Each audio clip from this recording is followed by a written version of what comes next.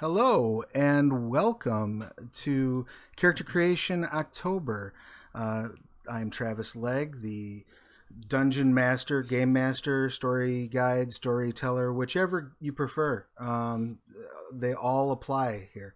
And I will be helping the lovely folk you see assembled create characters for use with Scarred Lands 5th edition.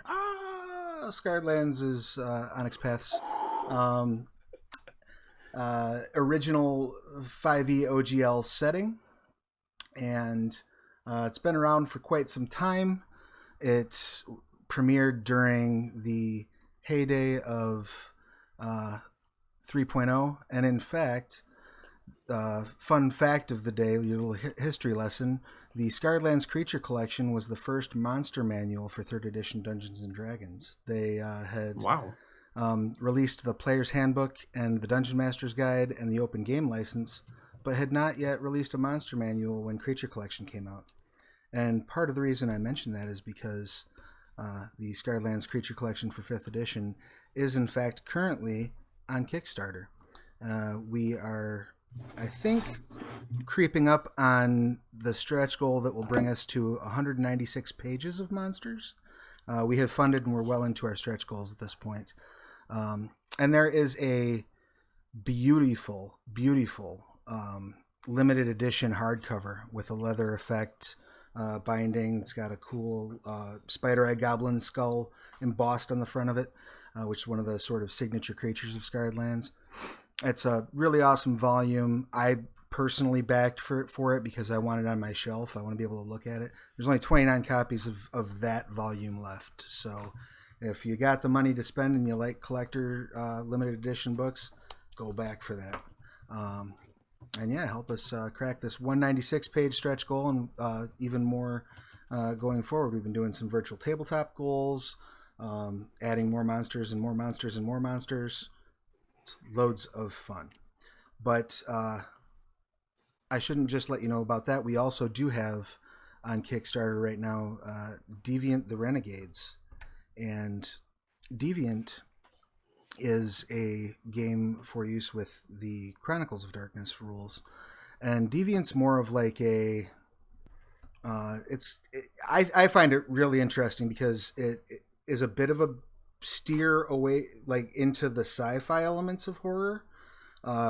It's got more of like a Cronenberg Fly sort of vibe to it, and there are some you're playing these characters, the renegades, who've been experimented on and have broken free and are now trying to exact their vengeance or go on with their lives, having been altered so that they're no longer simply human.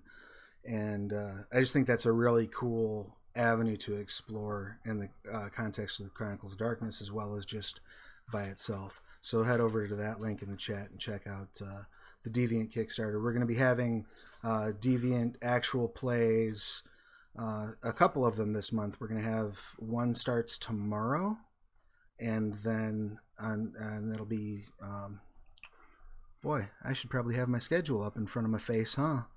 I think that's tomorrow at 2 p.m. Eastern, but I will probably get myself in trouble by having said that now.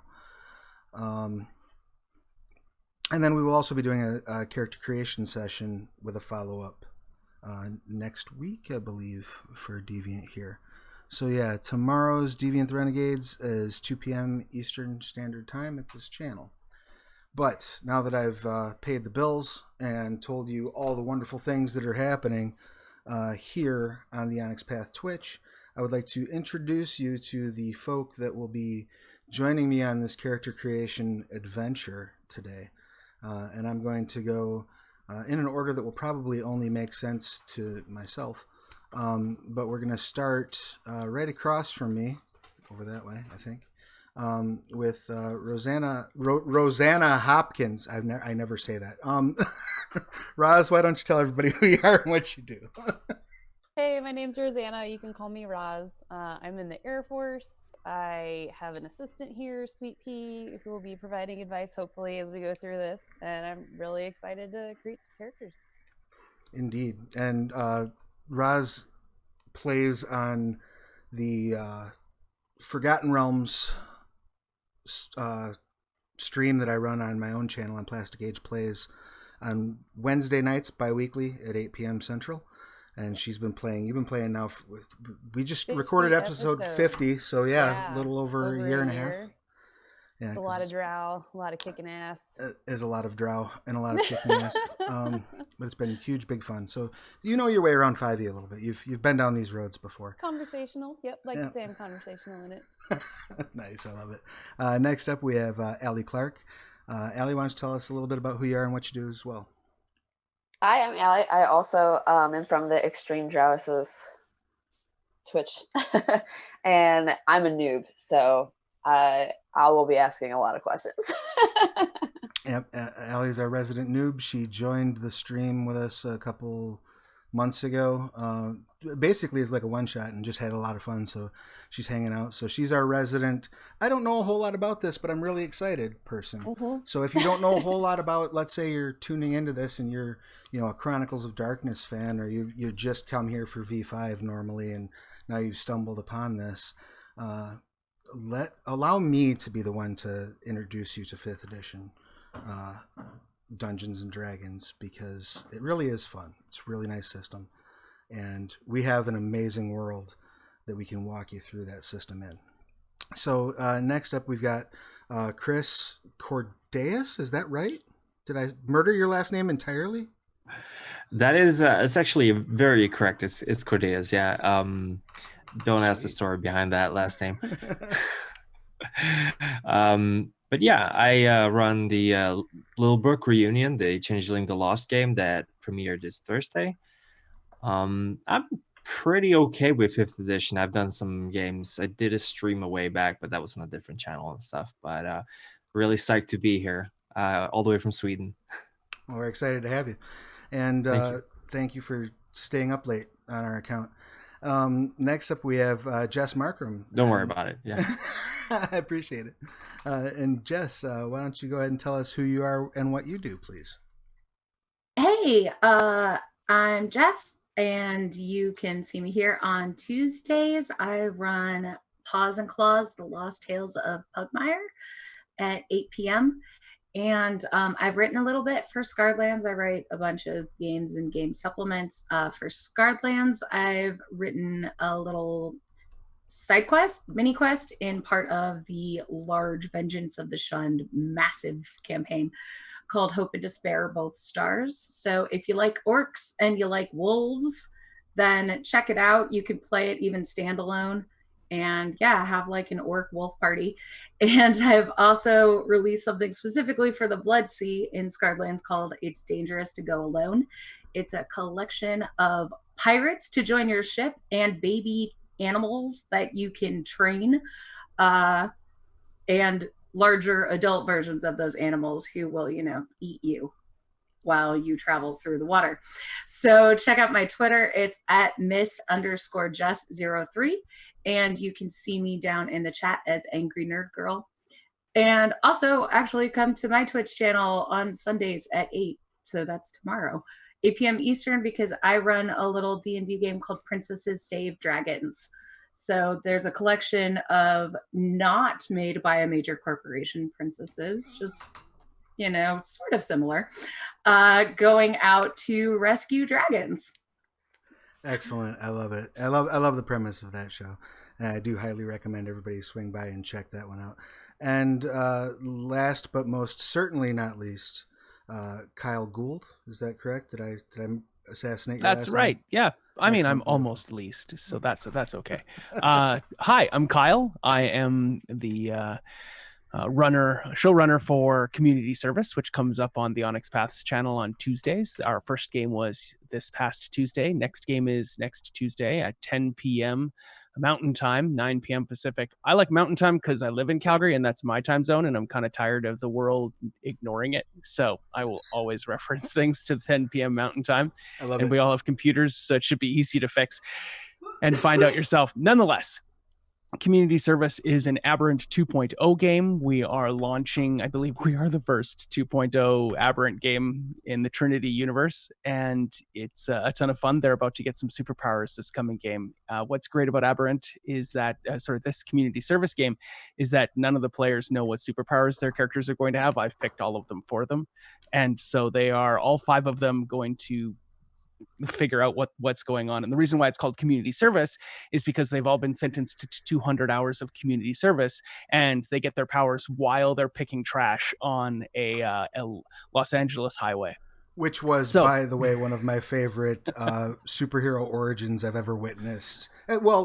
Witnessed the very beginning of, because last week's episode really just sort of hit that opening climactic beat. So if you haven't seen that yet, make sure you're subbed to the channel. Go hit the VOD. Otherwise, you can wait till next week and be late and watch it, I guess. But don't worry, it's going to be a ton of fun. But you won't have missed much if you jump in next week. And also, all of the players are playing significant NPCs for each of the other PCs, so I don't get to do a lot. I just get to sit back and watch them be crazy. Check it out. It's going to be fun. Which is also a super fun. Super fun to watch. Very inventive way of handling some NPC interactions. So I really do highly recommend people check that out. And so on that note, these are the folks that have been good enough to join us today to showcase character creation in Scarredlands. So the Scarredlands Player's Guide is basically an introduction to the world of Skarn, specifically the continent of Gelspad, which is where the current products for Scarredlands take place. And within that book, you find races, classes, backgrounds, equipment, spells, magic items, societies that people can belong to, and a pretty robust history of the world of Skarn. In case anyone is drastically unfamiliar with Scarredlands, this is your first time ever hearing about it, the basic idea is that within living memory, probably 150 years ago was the end of a apocalyptic war between the gods and the Titans. And so you either are directly descended from someone who witnessed this war. If you're a member of the shorter lived races, your grandparents probably fought in it or at least saw it happen. And if you're a member of one of the longer lived races, you may very well be a veteran of this war. It's quite possible, if you're an elf, that you have been in a fight next to a god. So this has some effects on people's perspectives. It also has ravaged Gelspad. Before the Gods' War, Gelspad was something of a paradise. It was a very nice, kind of imagine your, Forgotten Realms-y sort of, or possibly even some of the areas of Eberron, high magic, high fantasy sort of place. And then this war popped off, and now there's like rotting remnants of Titans laying around and entire forests that have been corrupted by the blood of Titans. There's a entire sea on one shore. The eastern shore of Gelspad is completely, it's called the Blood Sea now because one of the Titans had their heart ripped out and was chained up and tossed into the bottom of the sea, and continues to this day to bleed into the sea. Unfortunately, I can't rotate that map that you'll be seeing there. But that is the map of Gelspad. So, yeah, it's a place that has seen some horror. And my elevator pitch for it is, I tell people that it's taking an issue of Heavy Metal magazine, wrapping it around Greek mythology, and slamming it into a player's handbook. And that's how you get Scarredlands. So it's metal, it's fun, it's awesome, it's brutal, and it's where we're gonna hang out for the day. So, as it does use the 5th edition OGL for character creation, just a couple of quick notes on that. And I'm not going to get too far into rudimentaries beyond this. If you want to know the basics of 5th edition, there's a couple of ways you can get the basic rules for free online. My personal favorite is D&D Beyond. Has a selection of the free rules you can use. You don't need an account. You don't need, I believe you sign in with either your Twitch or Gmail accounts, but it's free. You can certainly purchase additional materials there, and you can have different subscription levels that allow you to have multiple characters and things along those lines. But in terms of just having access to the basic rules, they are right there for free on D&D Beyond. And I am going to share that link because I think more people need it. Above and beyond that, you can also access the Open Game License System Reference document right on Wizards of the Coast website. So, and that is a no-frills document that allows third-party publishers and independent developers to utilize the core rules of Dungeons and Dragons 5th edition for their own materials. It's the legal license that allows us to make Scarred Lands. So, and that document that I've just linked there has all the information you would need if you wanted to go out and make your own Dungeons and Dragons material using the OGL. So, having said all that, the basics that I want to cover are ability scores and the core mechanic. Everything else falls under this, so it's very important that everyone working on a character understands how this functions. You have 6 ability scores. Each of those ability scores has a value and a modifier. The value is used to calculate the modifier. Anytime you roll for anything to see if your character can do anything in Dungeons & Dragons 5th edition, you roll 1d20, and you apply the modifier from that ability score, the relevant ability score, to the roll. Now you know the rules of Dungeons & Dragons 5th edition. Everything else is an addition or exception to that rule. That's it. That's the basics. So, understanding the importance of the ability scores, that's often where I like to try to at least have people have an eye toward or a mind toward when they're creating their characters. And there's a number of different ways to generate them. In my mind, the fairest way is what's referred to as the standard array.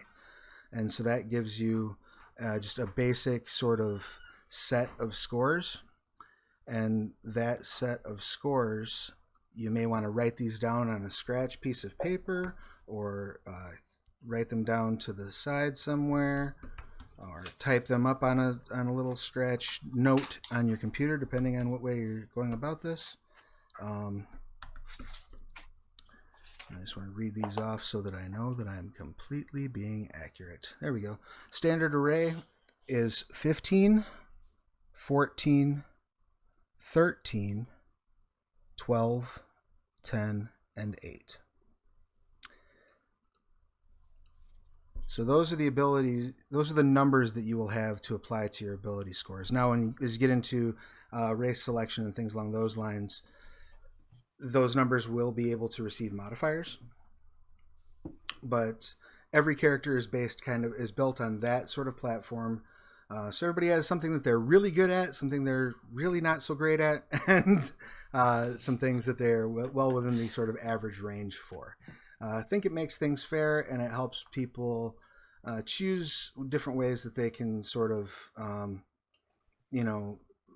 build someone whose ability scores reflect the story they're trying to tell. And so there's a couple different ways people like to go about character creation because of the fact that we're going to be focusing entirely on races from the Scarred Lands Player's Guide. We're going to go race first and then build around that. So up on the screen there I have, and if those of you who are with me can open your copy of the Scarred Lands Player's Guide, the Races of Gelspad starts on page 19. And you have a number of races that are available. You have the Asathi, which are what's known as one of the redeemed races. There are two general categories that races fall under, which is based on where their loyalties lay during the Titans War or the Divine War, depending on who you ask. Those who fought alongside the gods are considered the divine races. Those who fought alongside the Titans are considered the redeemed, because they were Titan spawn and now have shunned their ways and joined polite society, for lack of a better word. So the Asathi player option are redeemed. They are serpentine folk with a long history. They were kind of one of the first sapient races to settle Gelspad. So there's ancient Asathi ruins sort of spread throughout the continent, and many of the Asathi in the wake of the Titans War have now begun practicing ancestor worship as opposed to worshiping any of the gods or the Titans. It's a very, very, very brief overview of them, but that's the general gist. And then, of course, cool. I want to play one of those. Excellent. Make an earmark of it, look through them, check out their racial features, and we'll go from there. I'm excited. Next up, we have dwarves. Of course, we have dwarves. Why wouldn't we? Of course. So in general, the dwarves of Skarn are not horrifically different from what you would expect from sort of a fantasy setting. However, there are two major differences in the dwarven subraces. And so to break those out for you, I'm going to read them right out of my Dead Tree copy of the Scarlands Player's Guide, because it's easier for me to see than where I've got them on my screen right now. By the way, if you back the Scarlands Creature Collection Kickstarter, you can also do an add-on for one of the offset print versions of the Player's Guide. So it's a nice affordable add-on. Save yourself a few bucks that way. So the two dwarven subraces that are allowed in this book are the Charduni, who originally came from the continent of Termana, which is a distant continent to the south and east of Gelspad, and are very hierarchical. They are called Charduni because they come from a country that worshipped Chardun, who is the god of conquest and slavery. So they're very rigid, very lawful, very sort of almost brutal, I guess, for lack of a better word. Slavery is practiced widely in Charduni culture, particularly of other species, but also of other Charduni who are criminals and whatnot. And they are just very harsh, brutal, sort of rough society. And then there are the Kelder dwarves, who are far more common on Gelspad, and they're known commonly as mountain dwarves, and have a very similar sort of build to what you would expect in terms of just the standard fantasy race of dwarves. Next up on the hit list, you have elves, which again, relatively from a basic perspective, the elves draw similar of what you'd expect from a fantasy game. However, the two sub-races of elf that are allowed or that are included in this book have some very interesting differences. So you have the Drendali elves, which are known as the dark or deep elves. They live underground. So there are some slight parallels to drow. But physically speaking, the Drendali are very, very pale. White hair, very light skin due to lack of exposure to sunlight ever. And they have an interesting history in that their god, during the Titans War, was beaten nearly to death because of an incident where they had once been allied with the Kelder dwarves, and they were all supposed to go fight a Titan. The Kelder dwarves basically abandoned them, and their god got beaten to the edge of death. So badly, in fact, that their god had to be placed inside of a golem, where it lives to this day. So there's a very bitter rivalry between the Drendali and the Kelder dwarves. They do not like each other at all. They've had ongoing war for several years, which has now sort of fallen into almost like a Cold War state. And then there's the Ganges elves, who tend to be the more sort of what you'd imagine as a wood elf. They live in forests, tend to be hunter ranger type characters, very in tune with nature, that sort of thing.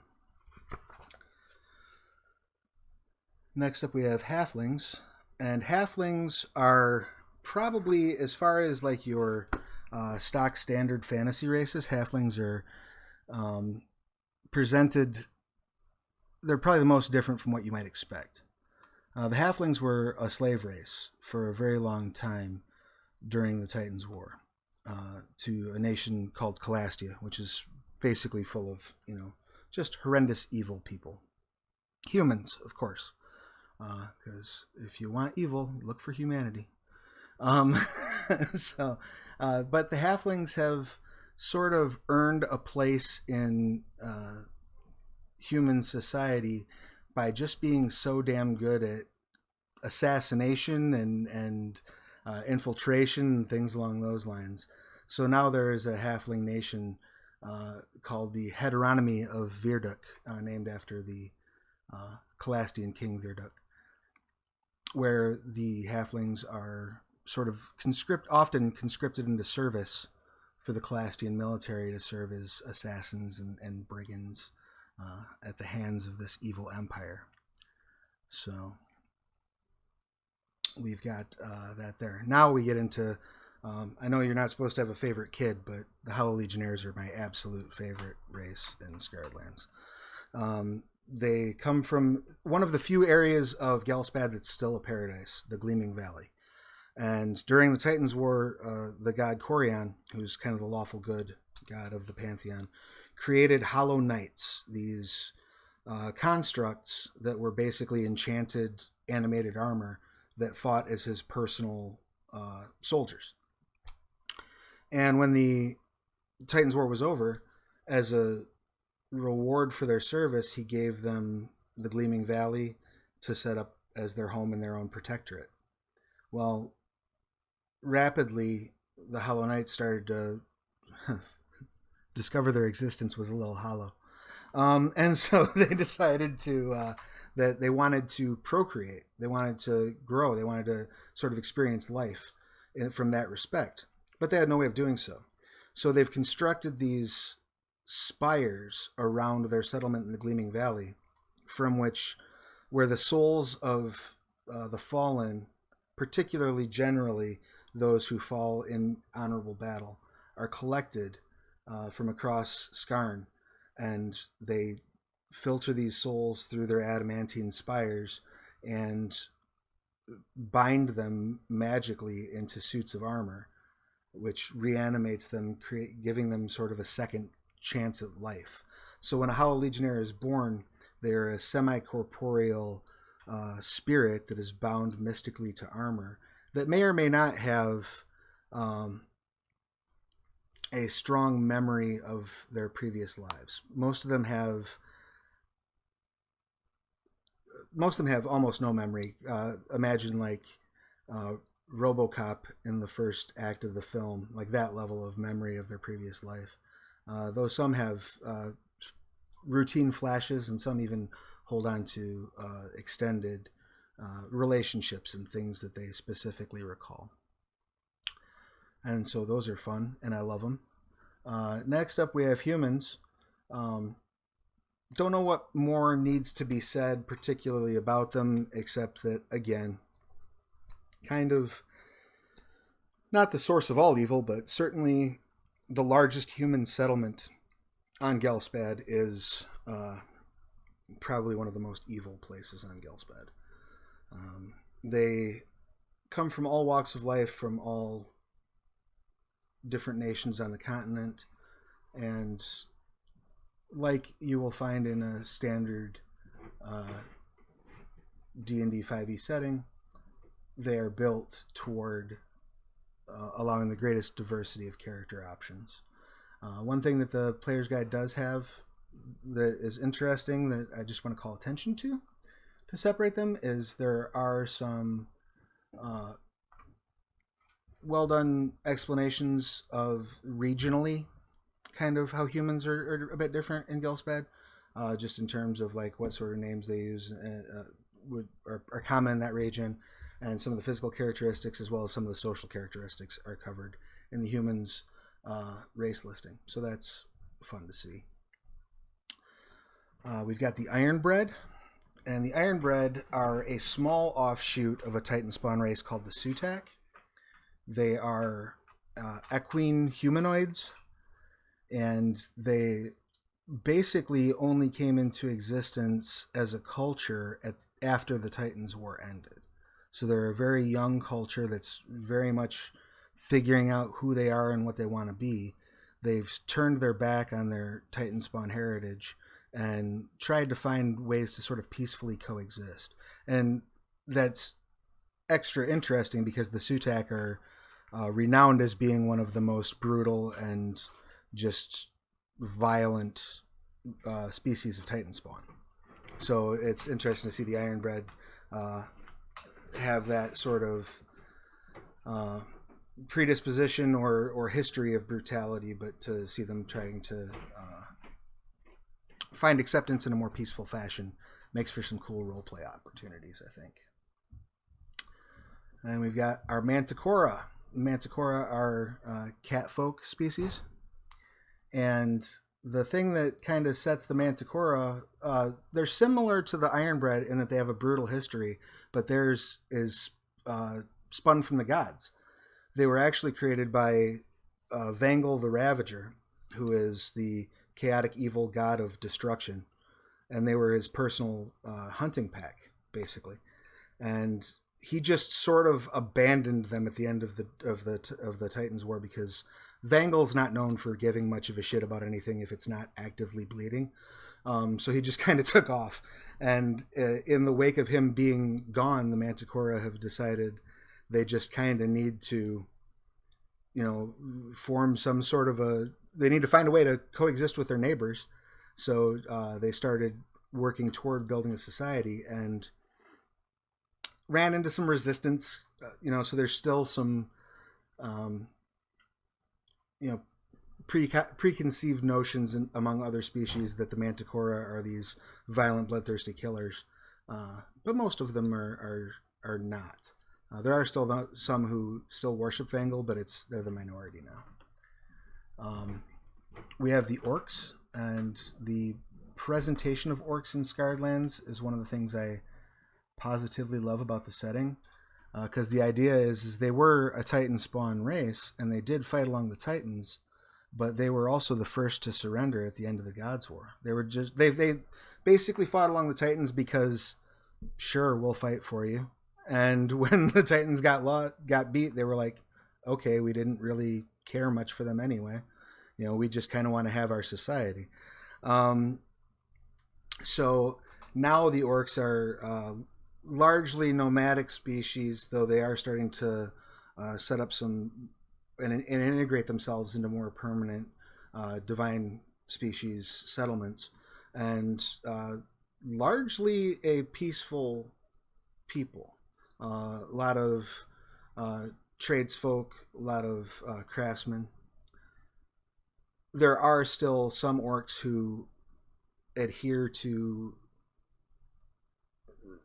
some more violent cultural history from the days of the Titans War. And there are some orcs who, especially in the areas that are less populated, still rely on, brutality and violence and raids and things like that to survive. But that tends to be much more isolated pockets of orc society, and many orcs even sort of shun and look down on orcs that still engage in that kind of behavior. And last, but most certainly not least, unless you're talking about height, are the Slytherin. The Slytherin are a rat folk species that were created by the Titan Churn in the days of the Divine War. They're young, and they weren't really... Churn is a Titan that represented disease and illness and infection. Wasn't a great communicator. So he kind of just made the Slytherin and then sort of pointed them in a direction and let them be on their own. So the Slytherin have always sort of had a bit of an identity of, who am I? What am I doing? The end of the Titans War hasn't necessarily answered that for them. There are many Slytherin that are still viewed with suspicion in most places, and their homeland is sort of bordering on this Classian hegemony, so they do run afoul of that sort of human supremacist government and its minions quite a bit. So that's a basic overview of the races. Only took me 30 minutes to get through. Whew. Has everyone found one in that group that sounds super cool to them? Yep. Way more than one. Yeah, definitely. Uh-huh. Excellent. Well, I think that the first and quickest way to get through it is if we can get this decision knocked out, decide which race you want to go with, and apply those bonuses and penalties accordingly. You can track. Each race will have an ability score modifier or a set of ability score modifiers, which you will apply after you break out your standard array, but before you figure out your actual ability modifier. So the modifiers that are listed in the ability scores of the race apply to your ability score, not your ability modifier, if that makes sense. Mm-hmm. Mm-hmm.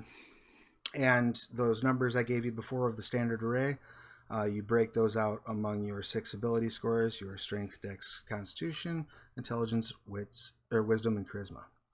Mm. So, Raz, what are you looking at for a race? So I brainstorming between 3 because I'm super indecisive. I thought the Ironbred, the Manacora, and the Orcs look pretty cool. Okay. Why don't you... Not high maintenance or anything. All right. Well, think fast. I'm going to do a quick circle around, and if you haven't got a decision between them by that point, I have a way that we can make it happen. Rock, paper, scissors. Can you multi-race, like multi-class? Ooh, good Half follow-up orc, question. half Ironborn. It's very very just funny. imagine like an orc Slytherin who's like big but has a tail and little mouse ears. Oh, that would be awesome. It's very funny you should mention that concept. So one of the books that's in the works right now that will be coming out soon, probably first quarter of next year, but I'm not 100% sure, that I'm working on is Yugman's Guide to Gelspad. And in there we have, we're intending to at this point anyway, introduce half elves and half orcs, which offer, instead of it being, well, naturally that means that you're with a human, the approach we're taking is any mammalian species. So unfortunately, no half Asathi, but The bards are gonna be I want my orcs to hatch from eggs, Travis. This is a deal breaker. I mean, just because it doesn't work biologically doesn't mean you can't try. I try and try again. Exactly. Bard motto. Exactly. All right, Allie, do you have any idea what race you'd like to go with? I think I'm gonna do Ironbred. Excellent. So go ahead and break out your ability scores, and if you go to the Ironbred, page 35 will give you your list of Ironbred racial traits, your bonuses, the size, all your race features. So go ahead and record those on your sheet, and feel free to let me know if you have any questions, if something's not making sense. Okay. All right, Kyle, do you know what race you wanted to... Have you stayed with... I saw early in the chat you said Asathi, but then I saw... Yeah, I'm still hard on to the Asathi. Yeah, Excellent. That's happening. That's Excellent. what's going to be. Beautiful. And obviously, again, break out your go ahead and break out your race traits on your sheet. Do Done. your ability scores. And then next up, I think we will go into backgrounds as soon as we're done with this. Cool. So, Chris, did you have a decision? I'm kind of split between three of them. I'm thinking either Slytherin, Orc, or Halfling. Actually, haven't decided yet. Sorry. The halflings are cool. That's all right. We'll have a decision making mechanic very soon here. And lastly, Jess, what do you got? I was looking at either a Manticora or a Slytherin. So, yeah. Okay. Because I know which class I want to be, basically, with either of those. Oh, I do see. you wanna So, be? what class were you looking at? I like the idea of a Manticora blessed sorcerer because the idea of like a cat with wings just makes me so happy.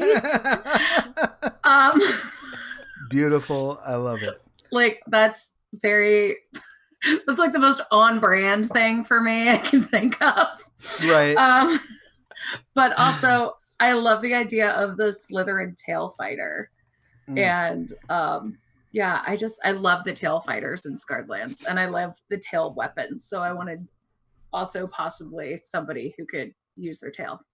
I see. Well, I think that might be a cool feature to lean into, but I'll give you a moment to think about it. And Roz, did you come up with a decision?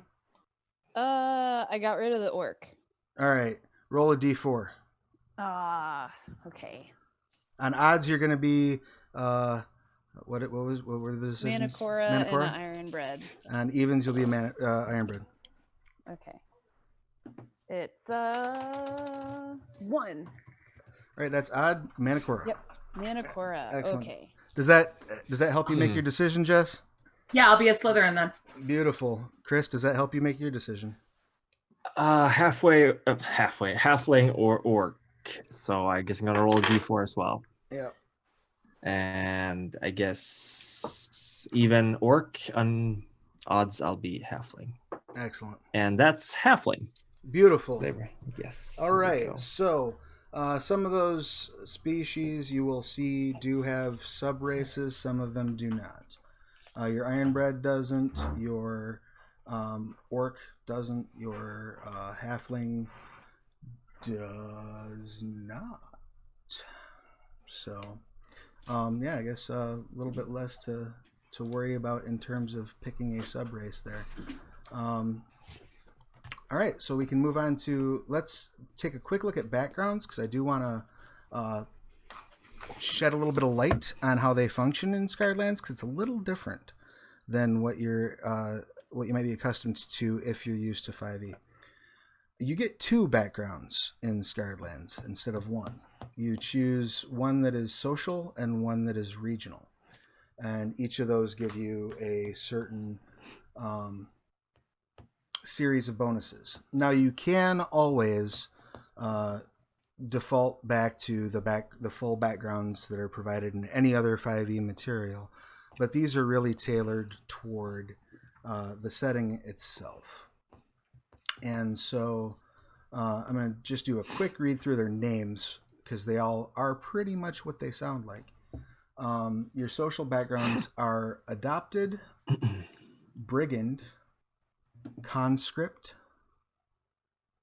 drifter, ex-slave, gentry, militia, outlaw, street rat, zealot. So do any of those sound particularly interesting to any of you? Do any of those words leap out at you and you would like to see more of them? Or you can look at them yourself on page 97. As a Slytherin, I think I have to go for street rat. I mean, it's not compulsory, but it's cool.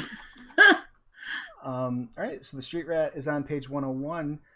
Just a couple notes about it. You get to choose, so because of the half background sort of setup, you choose one proficiency from the list that's provided, and one of the tool proficiencies or languages from the list that's provided.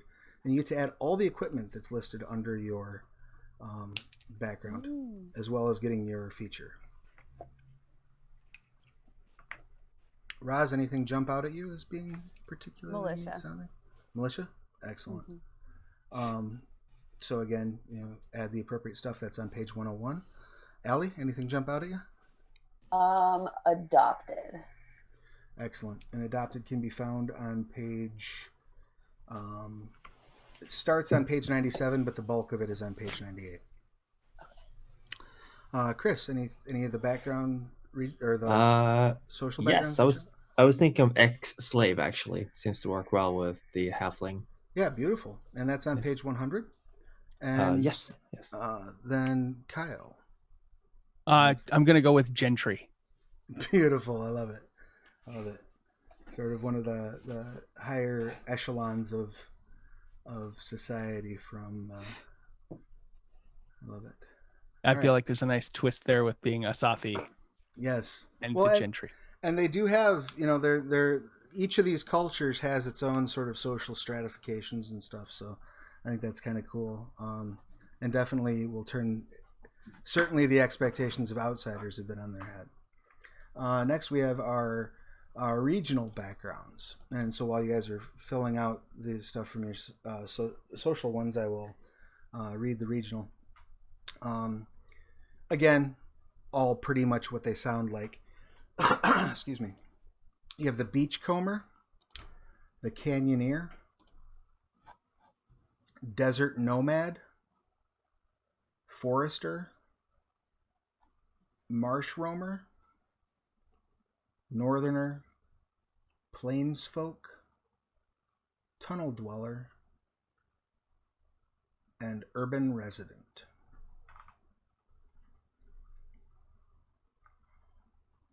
Any of those leap out at you, Kyle? Absolutely. Urban. Excellent. Beautiful. I love it.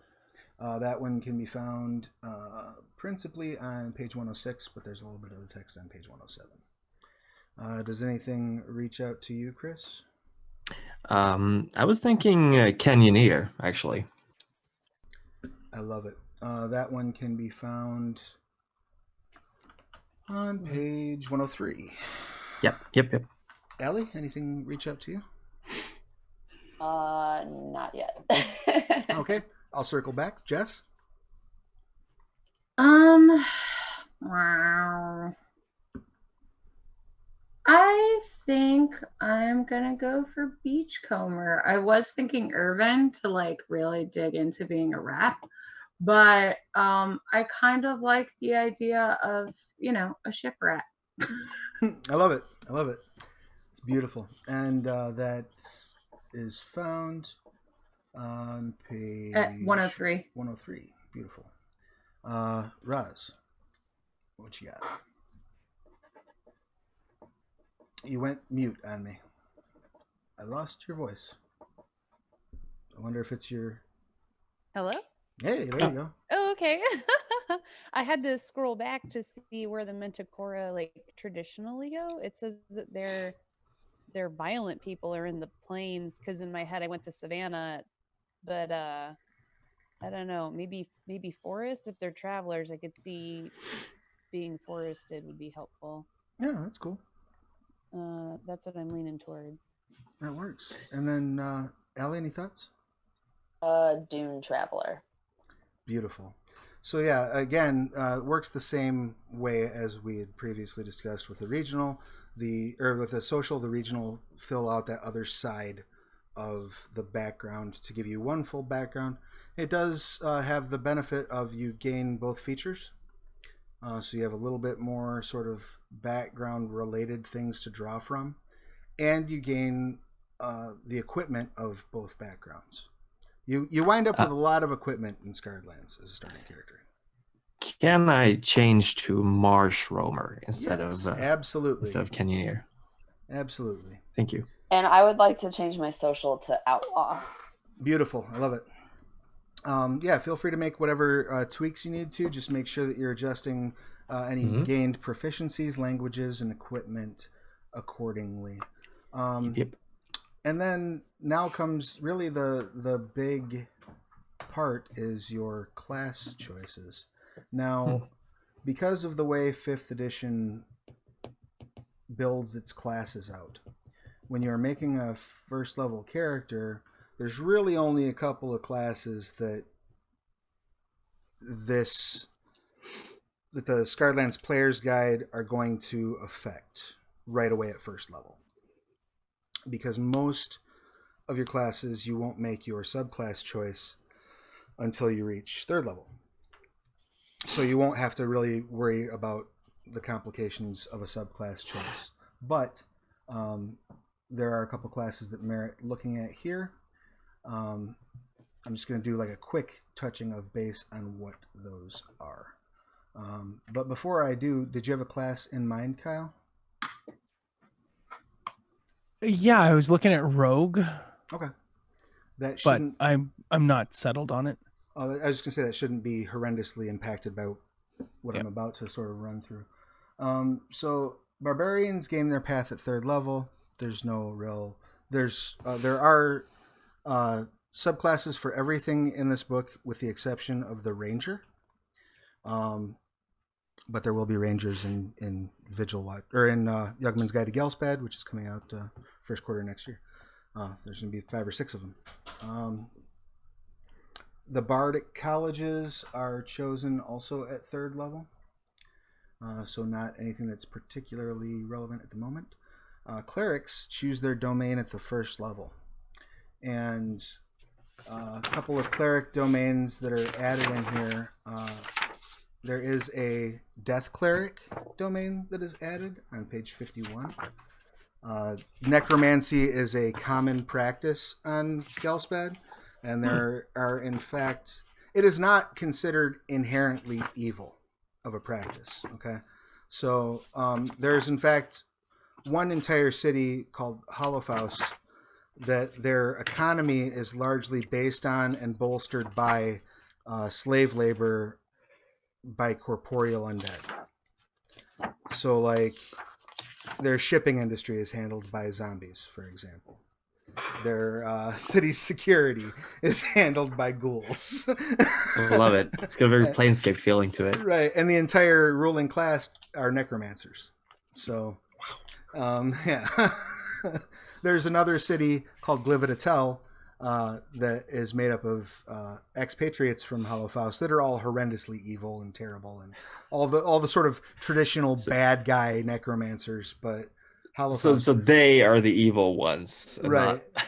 Right, but Hollowfaust is like considered to be kind of one of the prosperous nations because they looked around at the wreckage of the Divine War and said, "Man, there's a lot of bodies around here, and we need to build a city. All right." Get to work, guys, and just started raising people. I love it. So yeah, just so the Death Domain Cleric would not necessarily be evil, I guess is the reason I point that out. There's a nifty list of the deities and what domains they're tied to also is in that description there. There's also the Dominion domain, because one of the widely worshipped gods is conquest and slavery, Chardoon. The Dominion domain focuses on asserting your command over others. And then lastly, I think it's the last. Oh, no, there's 2 more. We've got the Justice domain, which focuses on the application of fair and equitable law.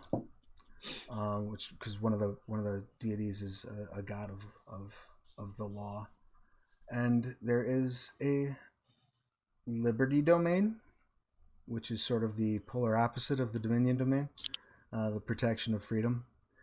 And lastly, there is a Magic domain cleric, so you can dive into that if you wanted to go the cleric route, which is sort of more of like an arcanist cleric. Druids grab their circle, I believe at level 3, right? Oh, second level, so not something you have to worry about first level. Fighters get their archetype at 3rd, so no worries there. Same with monks.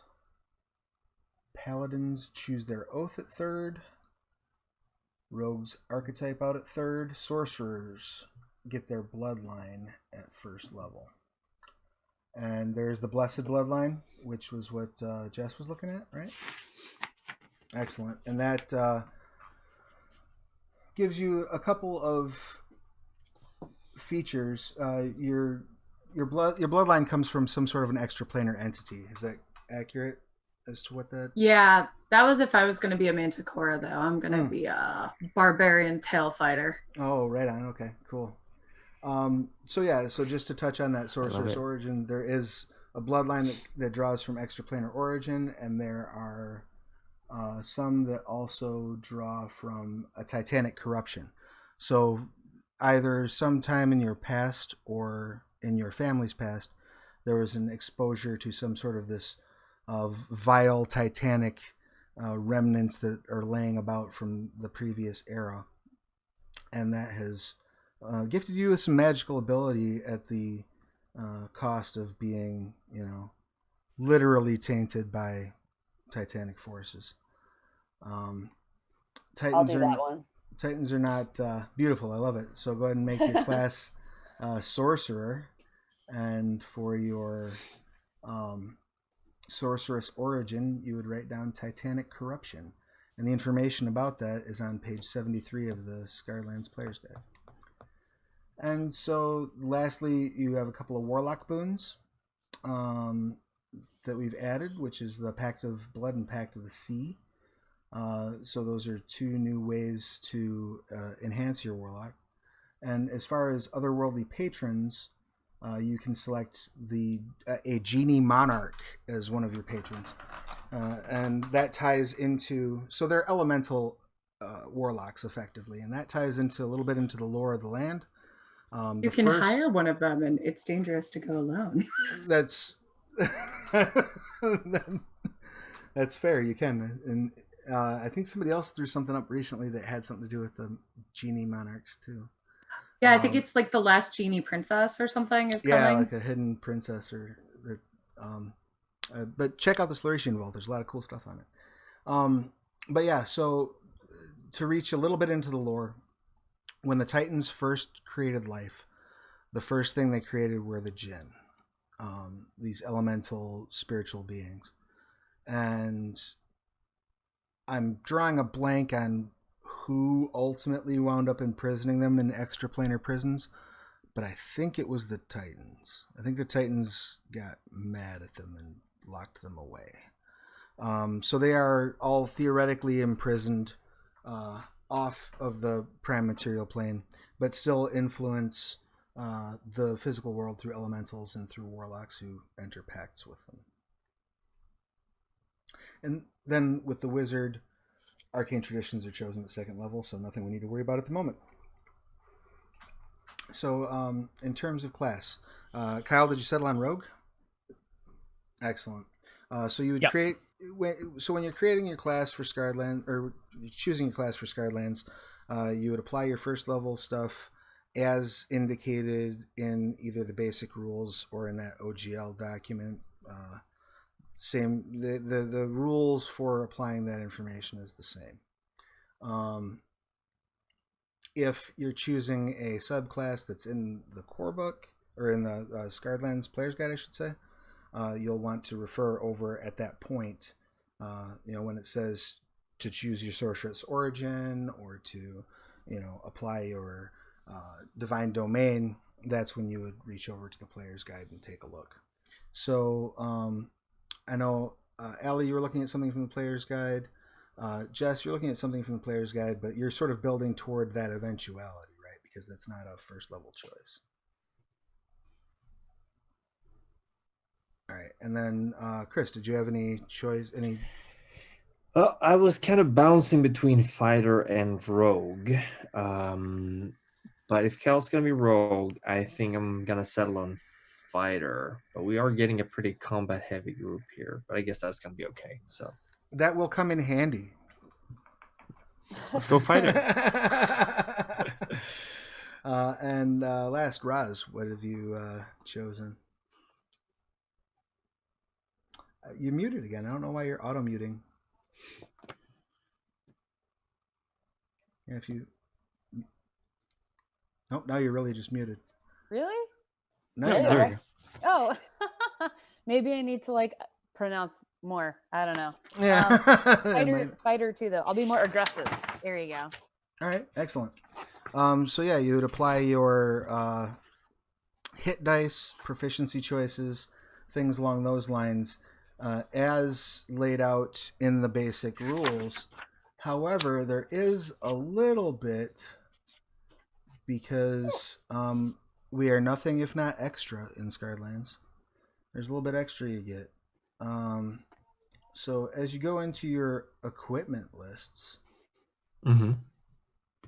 you may, at your discretion, ignore the equipment choices under the class description in the basic rules and instead use the options that are listed on page 124 of the Scarred Lands Player's Guide. Each class has a starting package of equipment that they can draw from in lieu of the basic options. There is also on the following page, 125, a racial package of equipment that is offered. So you get a lot of stuff that you can choose from. And you also will notice, those of you who are familiar with 5th edition, you'll notice that the builds on the base races are just a little bit tougher than what you're used to seeing in 5th edition. And that is because Scarred Lands is a war-torn wasteland filled with horrible Titan spawn. So you have to be a little bit hardier to survive.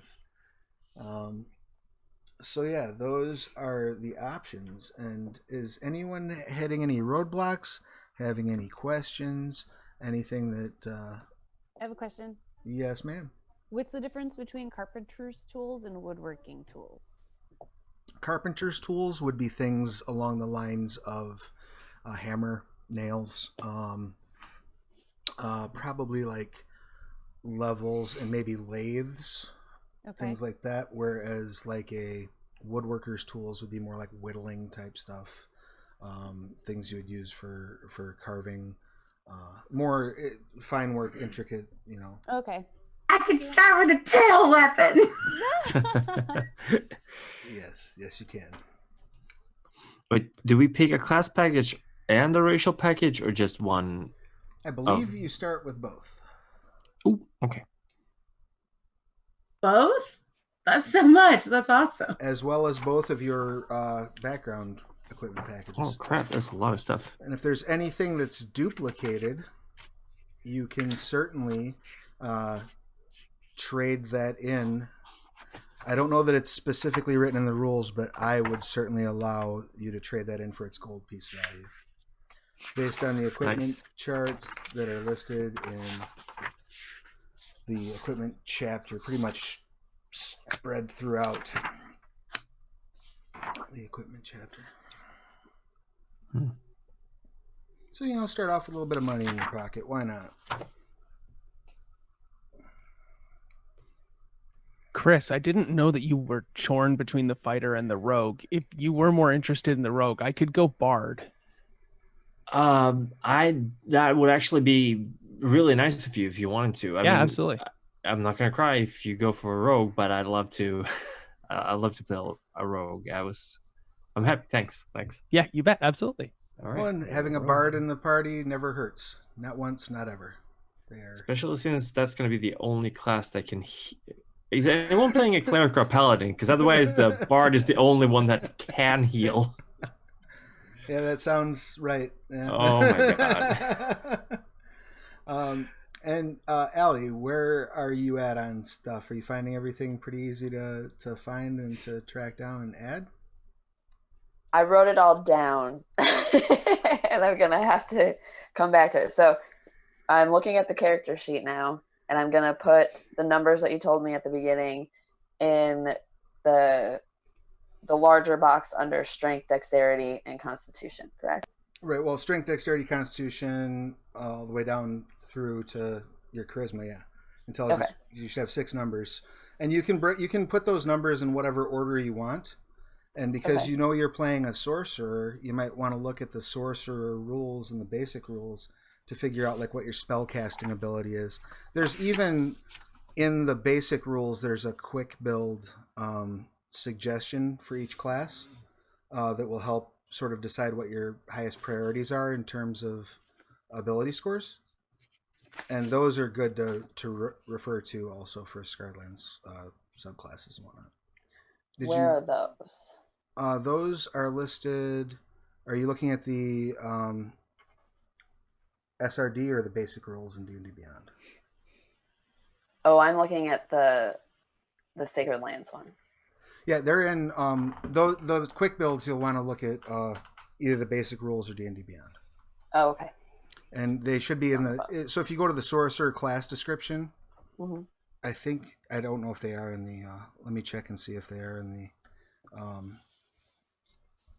the SRD or not. They might not be.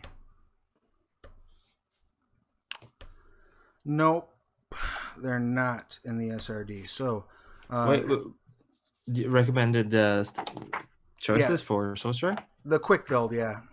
Oh yeah, I can look it up right away. Hold on. Oh, thank you. It's okay. I got the book here in front of me. Let me see. That's warlocks. The sorcerer is the one before that, I believe.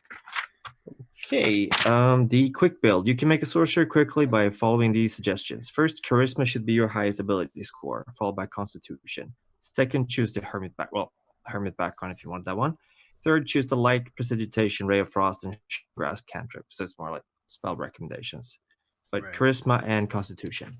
Okay, awesome.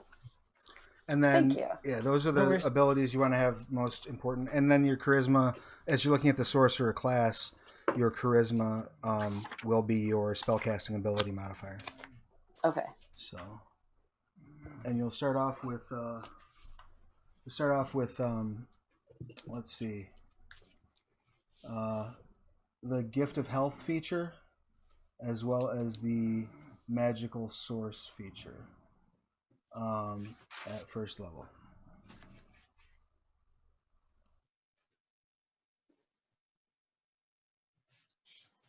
And should I read about those? Are they in the... Those are in the Scarlands Player's Guide, and then when you head over to... So those will be the last thing you need to worry about adding. As far as like looking at the Sorcerer class, do you have that up, just the basic class up in D&D Beyond? Yeah. So you get all the stuff from the basic class first. I always... I think 5th edition generally does... You get your full hit points plus Constitution modifier at first level. But if it doesn't, you should. If you want to have any hope whatsoever of surviving.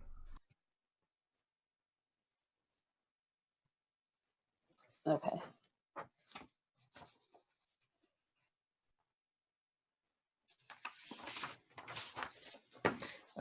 Travis, do you want to have these sheets handed in by the end of the game, or can I, you can clean it up? Play with it, clean it up. I sent you all the digital sheet, so like at your leisure, if you have a chance to get me the characters before Tuesday, oh yeah, awesome. If not, it's not the apocalypse. The characters we are building will be handed to people, which is not to say you shouldn't keep copies of them for yourselves, because you should, and maybe we'll even get together sometime and do a one shot where we play these. But the characters will be handed over to the folks that are running through the sort of meat grinder that Matthew Dawkins will be running on the channel on Tuesday. I just love the name of that, meat grinder. Looks we're gonna have a grand old time. Yeah, so the core idea is that because we've got the creature collection going on Kickstarter right now, we want to show off the beasties that are in it. So we are going to have Matthew Dawkins come and run some Scarlands. I'm going to be playing in it. Are any of you going to be able to make it? Because we had to move it to Wednesday, right? So I don't know if any of you were going to be available. Have a time on Wednesday? I think we were going to be going from 2 to 4 Eastern, but don't hold me to that. I think that was the time, yeah. 2 or an hour plus or minus that. Yeah. I should be able to do 2 to 4 on Wednesday. Oh, sweet. could be available, but I would be late to that 2 to 4 because that's noon Calgary time. You Well- could show up like the Kool-Aid man and like bust through the Just wall. bust through the wall and we'll hand you a character sheet. Yeah. Did you start without me? If we were doing it in literally any other forum, that would be totally fine. But with the way that it messes with the calls when people jump on, maybe we should skip that. But yeah, so the idea is that as we're just going to run people through, we're going to start with the lowest CR creatures in there, and I believe Matthew's just going to start throwing stacks of creatures at people until they die. You grab a new character. Nice. Yeah, I mean, I could log into the call remotely. Yeah, I don't. That hour doesn't work. Well, we can talk offline and talk and see if there's something we can do to make it work. For sure, yeah. And I think we have everybody set up in terms of players, but Cool. I'm not 100% sure on that. And things, as we've often say behind the scenes, tech happens and life happens.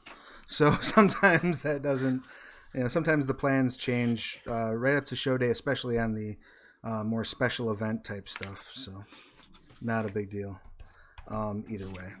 Obviously, love to have you if you can be there, but if not, no worries. I even have my character's name and costume already set. Well, in any event, hang on to it. Maybe we'll run a one-shot down the road. That would be amazing. Were you going to ask me a question, Jess?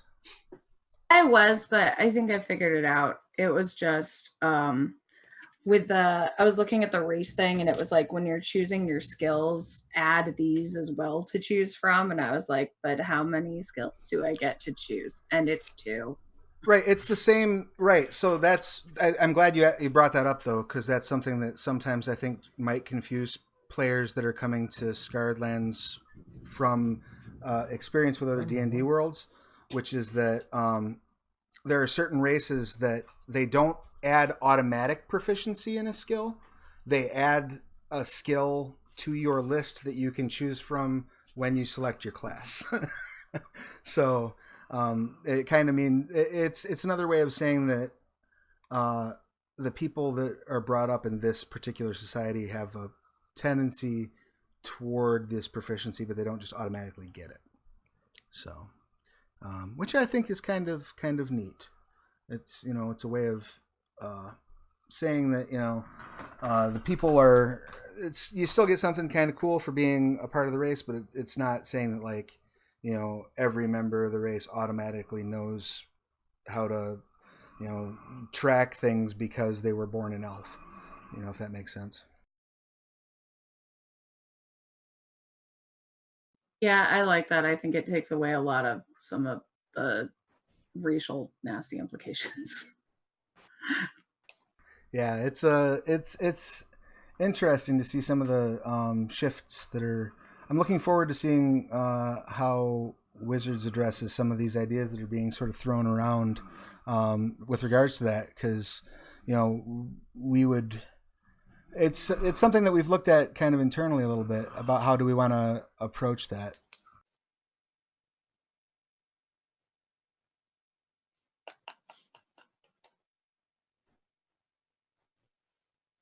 And I'm back. Sorry, cat was screaming and attacking a door, as cats are wont to do. It's the joys of pet ownership. That's what they do. She's very interested in what you're doing right now. Yeah, she doesn't like it when we're in 2 different rooms, me and the wife. Yeah. She gets nervous about that. But I can mute the microphone if she keeps screaming. Oh, no worries. In the interim, does anybody else have any questions, or is everyone kind of able to sort of figure out what they were building? Yeah, is anybody playing some sort of archer type character? Because there is a spell in this book called Multiply Missile, but it would be pretty unuseful if no one else is an archer. I have a crossbow. No, I have a crossbow and javelins. Are those your typical attacking type? So I have a lot of weapons. So I can bite people and hit them with a tail weapon, and also I have a sword, and then javelins and a crossbow. So I'm kind of a whirling dervish tiny rat. Just a whirlwind of hurt Yeah. coming your way. I love it. I could go down the path of a ranged rogue. I wasn't in leaning any particular way, but if it's a spell slot that's going to be taken from you, think I might go melee just to make sure that you have enough room for healing and stuff.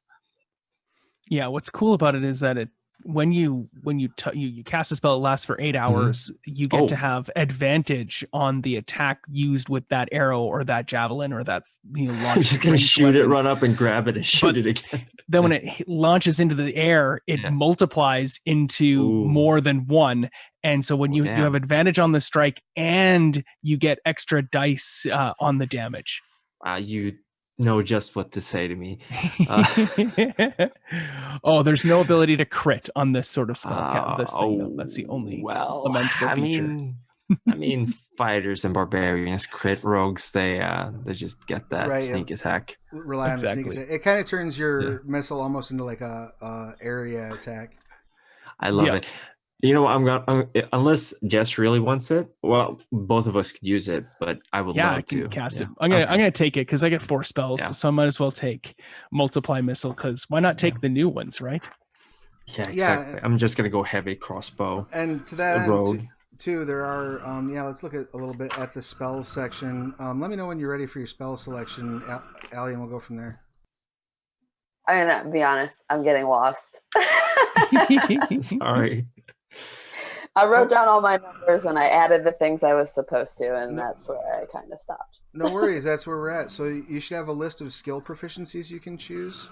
I would recommend going to that next. Where do I find the skill proficiencies that I should choose? Should be in your class description.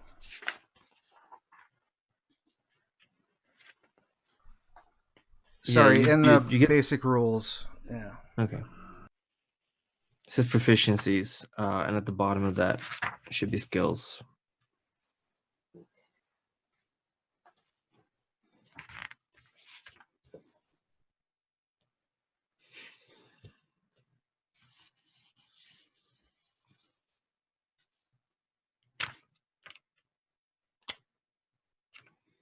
I've got them here, otherwise, if you want me to read them for you. Sure. Okay. You get to pick 2 from Arcana, Deception, Insight, Intimidation, Persuasion, and Religion. So Arcana, Deception, Insight, Intimidation, Persuasion, and Religion. Intimidation and... Good choice. Go through it one more time, sorry. Yeah, sure. Arcana, Deception, Insight, Intimidation, Persuasion, and Religion. The second one you said was the one I was going for. Deception. Yeah, Deception and Intimidation. Yeah, sure. I don't know what she's screaming about in the back there. Oh, I think we get moved around. Do we? So then after picking those, what do I do with that? Basically you get your proficiency bonus to them, as well as there's a list of skills, right? And every skill has their attribute bonus. So if you have a dexterity skill, you would get your dexterity attribute bonus. But if you also have them picked, you will get a +2 proficiency bonus to them. So the total would be 10. I think it's 10, right? Plus whatever the modifier for your attribute is, like dex or charisma or whatever, and then +2 again for the proficiency bonus. Okay. Do I need to write that in the skill section? Let me just look at the sheet. Basically, I think you write the final number. So if you go with intimidation, you take your charisma modifier and you add 2 to that, and I guess you add 10 as well. So it would be like 15 or something. So I don't have any modifiers. How am I supposed to know what the modifiers are? Those are on. So if you go into the D&D Beyond basic rules that I sent you. Okay. And you go to determine your ability scores. there is a chart that will show your ability scores and modifiers. It is also in the SRD if you just search for ability scores and modifiers.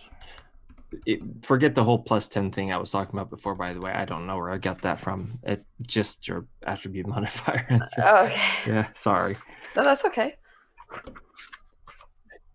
don't remember where that was from. But Your spellcasting ability is 8 plus your proficiency bonus plus...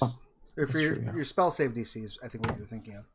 Because it's 8 plus proficiency bonus plus your spellcasting ability modifier. Yeah. And so when we get into spell selection, there's a bunch of new spells. If you look at page 128, it shows the new spells by class, going into page 129. So if you have a class that casts spells, you can look at some of those.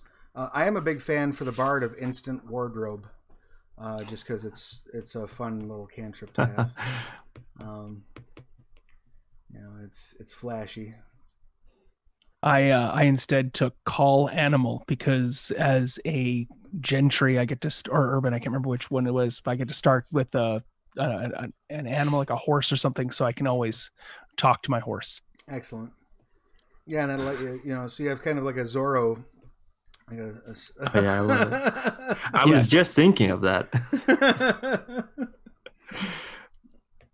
Yeah, there's some very fun spells in here. I'm trying to see out of these, out of the ones that are in the core book, what some of my favorites are. I've just been delving through because we've been working on Yugman's. I've just been looking through a lot of spells. So I can't remember exactly which ones are in. Filch is another one that I really like. It's a cantrip. Just lets you teleport I think it's like a 5-pound or less object to yourself. Wow. Yeah. And we don't get to start with any feats or anything, right? Yeah, you don't start with any That's too bad. feats. Those usually go in later. I've toyed around with the idea of trying to work out systems for allowing first level characters feat access. Like, if you sack 2 points worth of your ability ability scores at character creation or something like that, but it's a little hard to balance out. Yeah, I typically if I'm playing or running a one shot or whatnot, I always tell everybody that you can just make a basic level 1 character and everybody gets a feat as well, just to add that variety to a character, and you're going to see those feats that you normally would not get to see in a game as well. Right, for sure.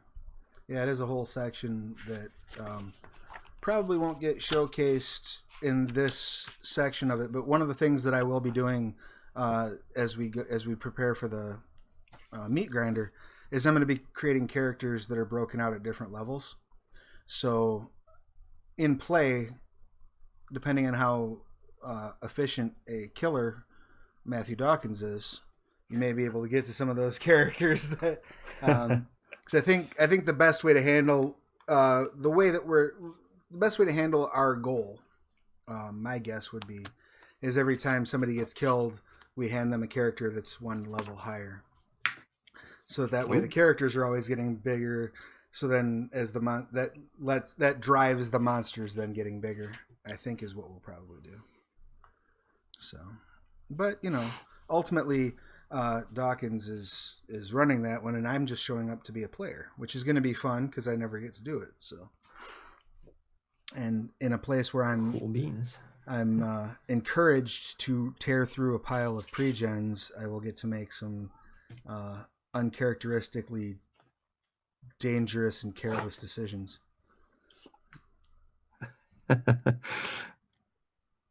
How do I determine my hit points? Sorry.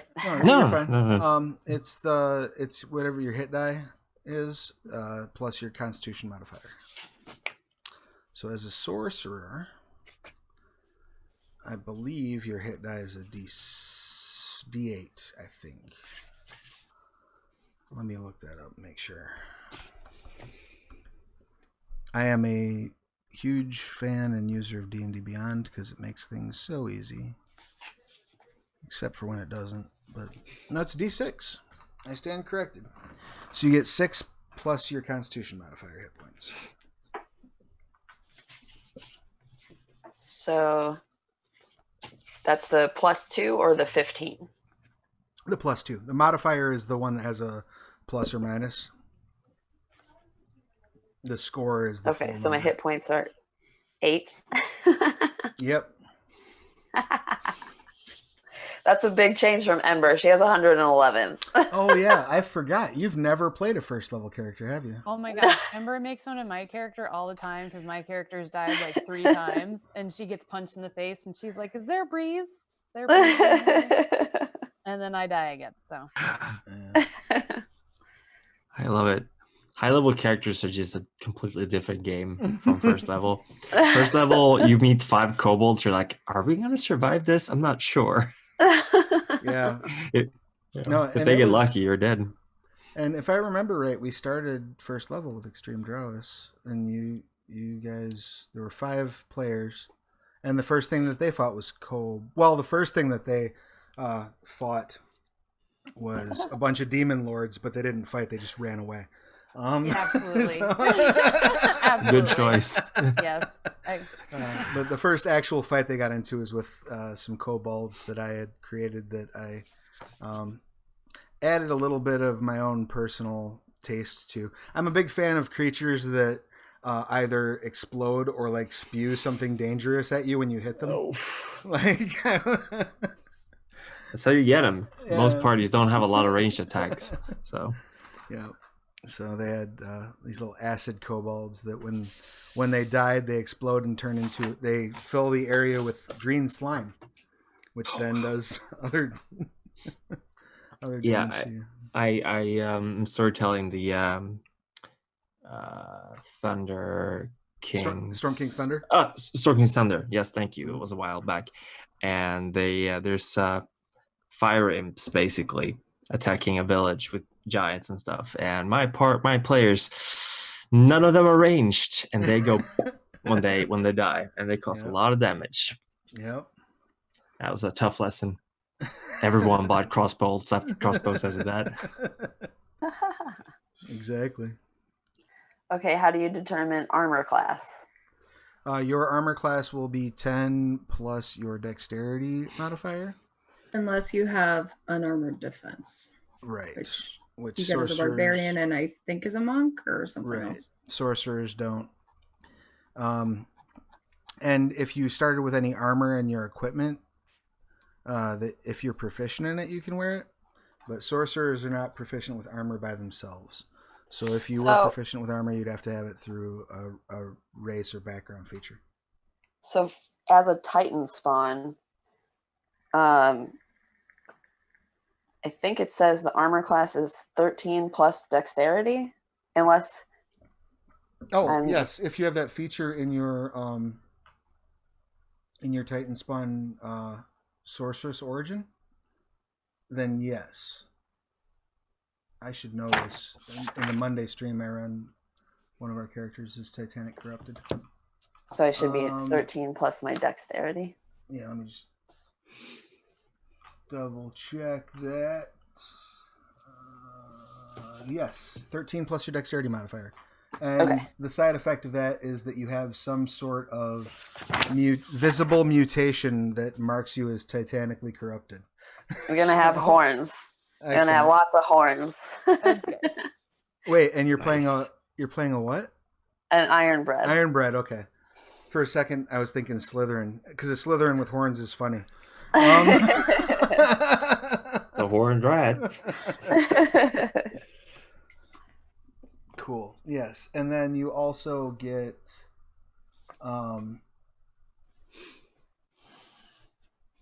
the ability to your hit point maximum goes up by 1, so you have 9 hit points, and you gain an additional.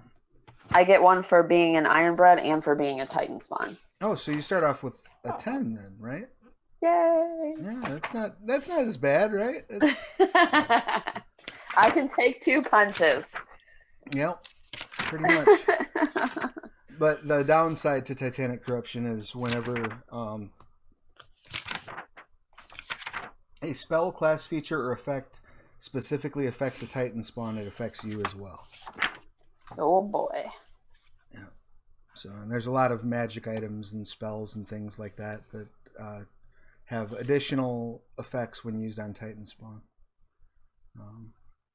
Though those are usually used more by other player character types as opposed to, by monsters, quote unquote. But one place where I think Scarred Lands is a bit set apart from some of the other D&D worlds that you see out there is there is a lot more humanoid on humanoid conflict and confrontation. It's not nearly so go into the dungeon, kick in the door, and take the monsters things. There's plenty of other humanoids that you have the joys of getting into big ugly fights with. So in going through this, any questions coming out? Anything sticking out, leaping out at anybody as being particularly helpful, particularly confusing? Anything that's not that is remarkable in any way? What's up, Chris? Well, I was looking at the weapons of Galspot list, and I realized I couldn't have heavy crossbow because that's not in the proficiency for. It's a martial weapon, so I don't have proficiency in that. But hand crossbows I would have, but there are no hand crossbows in the martial ranged weapon list. You can still add anything that's in the standard weapon list. Okay, perfect. So I have no objection to that, and I don't think most story guides would. I think it's really just a matter of these are the ones that are the most flavorful of Galspad. Yeah, I got it. Thanks. Were you gonna ask something, Jess? Oh, no problem. No, I'm good. I'm just finishing up my sheet. Cool. And were you still working on yours, Kyle, or have you wrapped up? I'm pretty much done, I think, for my character. I just trying to add that last bit of equipment because it's always important to have that for first level meat grinders. Mm-hmm. Having those listed there. Absolutely. If you are comfortable with doing so, if you want to give me a quick breakdown of who you are playing, and we'll just kind of round robin around, even if you guys still have a little bit of work to do on your character. It's not the apocalypse. We've got about 15 minutes left on the stream, so I just want to give everybody a chance to share what they've created and what their hopes are for. Maybe we can set some odds, right? So maybe we can set some odds. Yeah. How many rounds of combat you think this character you've built is going to last in the meat grinder, and we'll track that down. And if any of you are right about the number of rounds, maybe we'll set up some sort of a prize for you. We'll send you. We'll give you a special shout out, or send you a $5 gift card or something. All right, so yeah, Kyle, tell me what you're playing and how long you think they'll live. Okay, cool. Let me do this. Oh, perfect. Okay, I love so it. this is Rob Mamba. Rob Mamba.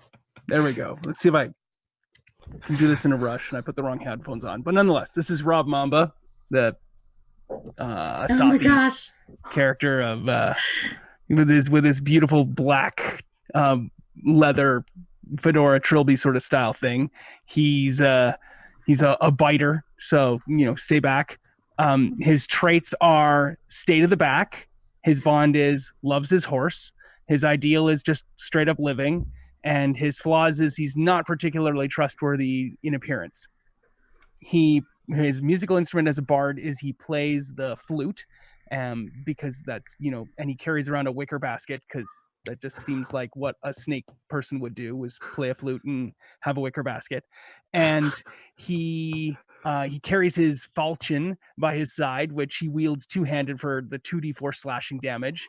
And Rob is, of course, an urban gentry, so he's well aware and acquainted with, being proper and living in the city and city living. So he's got favors wherever he goes. People owe him lots of favors and whatnot. And he speaks in a Bostonian accent. And he's all like, "Get in the carriage. Oh my god. Get up there and fight. Win the day." Sort of aphorisms. And his cantrips are Filch and Green Flame Blade, and which he always yells out Green Flame Blade when he hits with his falchion. And his first level spells are Flash, Call Animal, because he loves talking to his pony, but I have not named the pony yet, and Multiply Missile and Cure Wounds. He's expected probably to cast Cure Wounds regularly and with veracity, with lots of intention. So there you go. That's this is Rob Mamba. Excellent. And how long do you expect Rob Mamba to make it?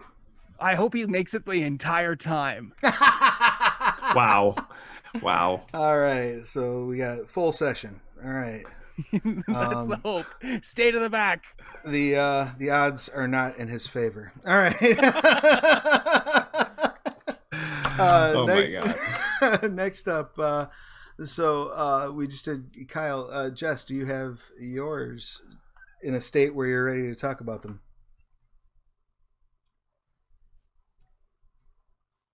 Or did you say me? I did. Oh, okay. Sorry. Got a little glitched out. Sorry. Oh, I thought you said Jen, and I was like, who's Jen? Oh. No Jen here. Okay. So this is Ear's Salt Wound. She is a Slytherin barbarian. She loves the beach, but hates getting her fur wet. And she doesn't need anybody else. She can do everything by herself.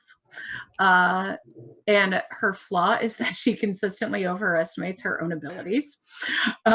She is not very bright, but she is very strong and very dexterous and very hardy. So she kind of makes up for that, being kind of dumb and really bad with people. She gets a little anxious when she can't hear the ocean, and she can't be tied down to anyone or anything for too long. She loves her weapons. She's got a whole bunch of them. Her favorite is her tail blade, and she is also a biter. And yeah, she loves to get in close with her sword and bite somebody and then wang them with the tail blade. That's her favorite thing. I love it. And how long do you project her to live? I think she's gonna make it, man. She's got rage. She is a contortionist, so she literally can't be tied down. She is resistant to disease, and she has rodent empathy. So wherever they are, there's always going to be rats around, so she can make friends. I love it. It's beautiful. Even though she doesn't need friends because she's super independent. I'm sad I'm not going to get to play her on Wednesday. Someone is going to have fun with this disaster rat. For at least one round. They will have at least one round. Excellent. Next up, Roz, do you have your character in a position where you can talk about them? I do. It's like, we'll say 70%. 70%. So you guys can hear me, right? Yeah. We can hear you now this time. Okay. So her name is Kezi Sheena. She's a Manticora fighter, and they're generally nomadic, and they're still trying to figure out who they are as people. So she's going to be lawful neutral. No, there's rules for a reason. It's only going to work if there's rules, and we're just going to go. We're not going to talk about it. So I feel like that's going to be pretty useful in battle. All right, defeat the enemy, one foot in front of the other. But she has very low intelligence, very high wisdom. So it's more like, we can solve the puzzle, but I don't really know how to explain it. So you can see a couple of hiccups there. Hey, dumb party. Right. We will all get along just fine. Yeah. Cool. And how long do you think that she will make it? I'm gonna say, cautiously optimistic. I'm gonna say like fairly long, but she's gonna need some luck, I think, to make it all the way. But I'll be rooting for her. Okay. Beautiful. I love it. Then do you what do you have in mind, Chris? We're gonna save Allie for last. I'm gonna put her on the spot last. All right. Sure. So I've created Magwyn Firebrand. She's an ex-slave rogue. She's a halfling, and her personality traits is she is perpetually not hung over essentially, and not fond of a lot of things. She fights using crossbows mostly because she's small and squishy, and relies on the bigger, buffer kind of characters to hide behind. She's also biter, but not in combat, and she she's just happy there's bigger people than her around that she can hide behind. Her flaw is that she will literally stab you in the back for money. She's true neutral, and her ideal is to get out of this meat grinder alive.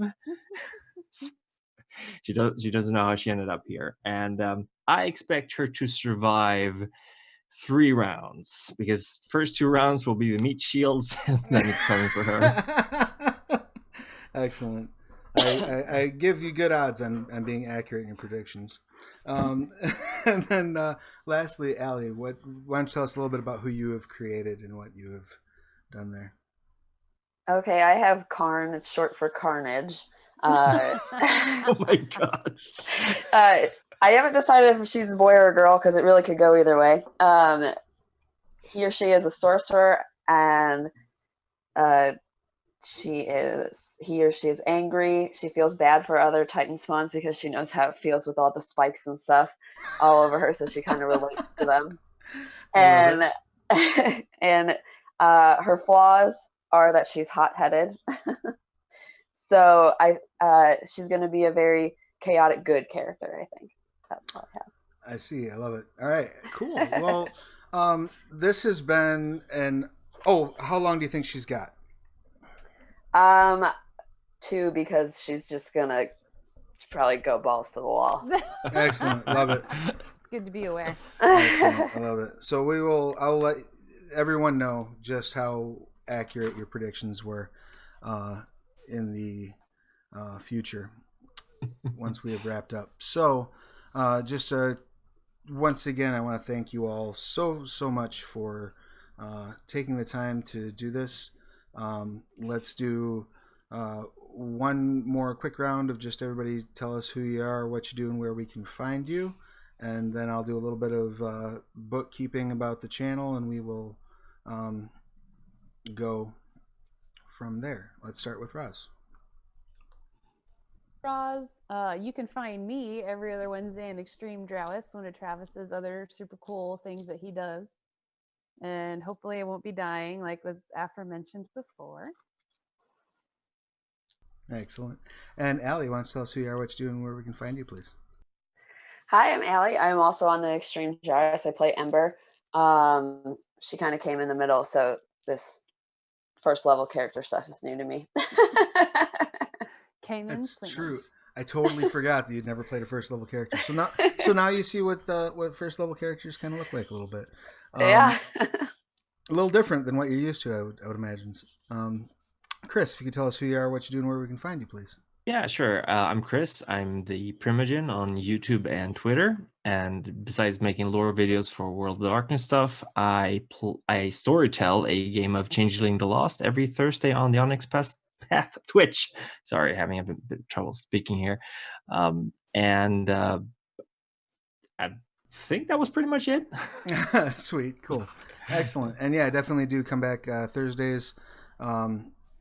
Time zones are hard. Hold on. So Thursdays. Oh yeah, 4 to 6. 4 p.m. EDT. Yeah. Yeah. Definitely come back and check that out. We just started out. Huge fun. Yeah. Episode 1 was this past week. And speaking of people's whose first episodes were this past week, let's Kyle, go ahead and tell us who you are, what you do, and where we can find you, please. Sure. I'm Kyle. You can find me here on Tuesday nights running the community service Aberrant 2.0 game as the story guide. But you can also find me on the internet at Tavern Tales DM, where I put out 10 podcasts a month, a weekly Tavern Tales podcast, which is an actual play Dungeons and Dragons podcast. It's only about 35 to 40 minutes every single week, and it has been going for the last 2 years, where we are going through the Tales from the Yawning Portal campaign modules, and we are currently just starting up this coming Wednesday, the Lost Shrine of Tamo-chan, where I hope that all those players' characters die as brutally as these ones are going to on Tuesday. As well, or Wednesday it is. As well, I put out Morty's Devils. It comes out every Sunday, and it is another Dungeons and Dragons podcast that is about an hour in length. It's 2 parts each Sunday, and what's great about that is that it was a Twitch channel game that I turned into a podcast, where we actually take episodes from 1980s TV shows like MacGyver and Charlie's Angels and Buffy the Vampire Slayer and Xena Warrior Princess, and I turned those episodes into an adventure for 3 player characters who are all playing tieflings, working for Mordenkainen, trying to maintain balance in the material plane, and it is called Morty's Devils, as a riff on Charlie's Angels. It's a ton of fun. Hope you check that out. And then lastly, every other Tuesday, my kids game podcast comes out, where I run my 2 children and their 3 friends through a homegrown adventure where they play characters of the Lord's own, trying to be good people and saving the day. I love it. Beautiful. Thank you so much. And last but most certainly not least, Jess, why don't you tell us who you are, what you're doing, where we can find you, please? Hey, I'm Jess. I write games and game supplement things. You can see me on Twitter at Miss_Jess03. You can see me on this channel on Tuesdays at 8 p.m. Eastern, running Paws and Claws, The Lost Tales of Pugmire. And you can see me on Twitch, Angry Nerd Girl, on Sundays at 8 p.m. running Princesses Save Dragons. So come check that out. They're lots of fun.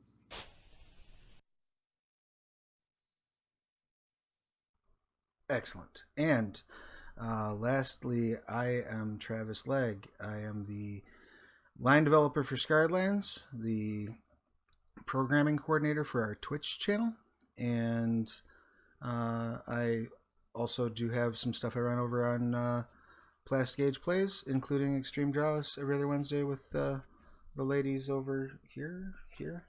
I'm no good at like steering backwards. With Roz and Allie. Once again, I wanted to just take a moment to remind you that if you've not done so, please check out the Deviant the Renegades Kickstarter and the Scarredlands Creature Collection Kickstarter.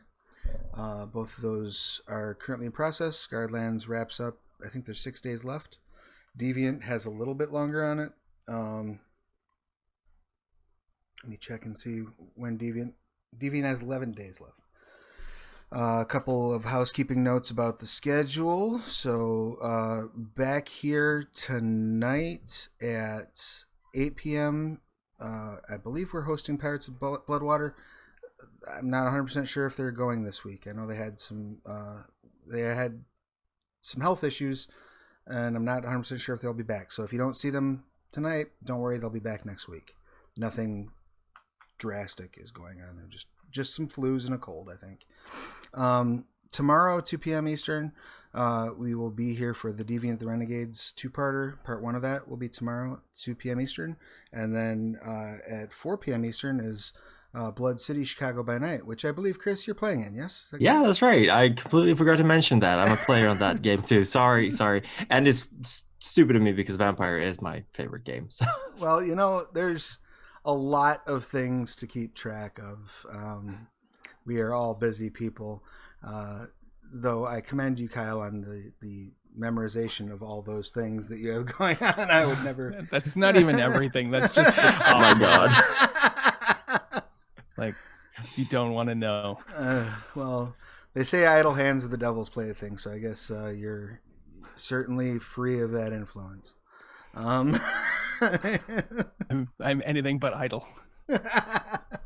Beautiful. Well, it has been a true and absolute pleasure, everybody. Thank you all so much for hopping on, for joining Thank you us. for having us on. Yeah, happily. And we will see you all again real soon. Those of you who are watching live, thanks for joining. Don't forget to like, comment, share, subscribe, all that fun stuff, and we will see you later. Bye-bye. Bye. Thanks. Bye. Thank you.